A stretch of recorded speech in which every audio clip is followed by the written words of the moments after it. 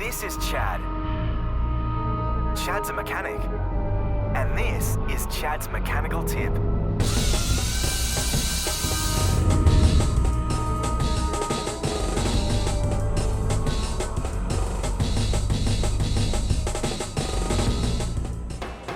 Pulling your bike out of storage. Part 1. Checking the bike's running. Lots of people leave their bike sitting in storage for a while. A lot of reasons for that, but if you've left it sitting for more than about 3 months, then today we've got a few things to show you that'll make sure all is well. Good news is you can do this anywhere, no need for a workshop.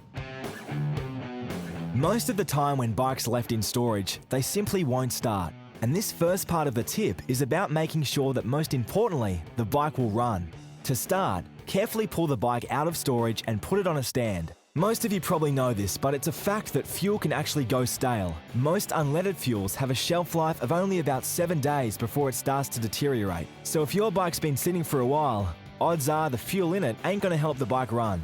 What we need to do is drain the stale fuel from the fuel tank. We're using a 250R here, and other bikes can differ. But on this bike, that means making sure the fuel tap is off and gently using a pair of pliers to remove the fuel line from the carby.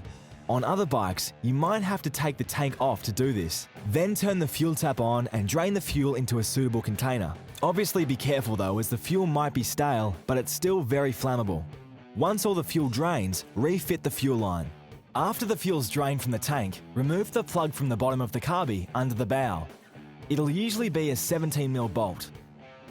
Drain any fuel left in there and also remove the sediment that's accumulated.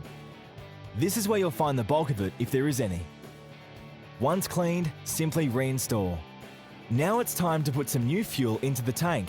You can pretty much use any unleaded fuel from the servo unless it's specially designed for fuel-injected vehicles. Fuels like Shell Optimax. Obviously you'll need to add 2-stroke additive if your bike's a 2-banger too.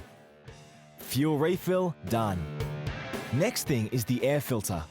Over time, gravity can cause the oil in the filter to settle, leaving the top of the filter dry.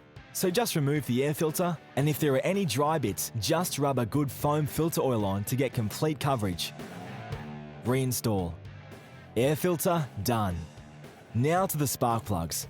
Although they don't usually go off over time, a new plug will be the best $10 you can spend to ensure you get your bike moving when the time comes. Just remove and replace the spark plug. If you've been watching the show, you'll know we've covered how to that in greater detail earlier. So watch the show again and make sure it's installed correctly.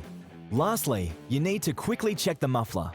As strange as it sounds, wasps and other critters love building nests in unused mufflers, so just carefully check there's nothing obstructing the muffler core or any other debris that's worked its way in there. Then all that's left to do is kick the bike over. And if you've done what we mentioned, she should start no problem. Okay, so the bike's running, and next time we see you, we'll be showing you a few more important checks to do on the bike to make sure everything's sweet before you ride. Make sure you tune in, or Chad won't be happy.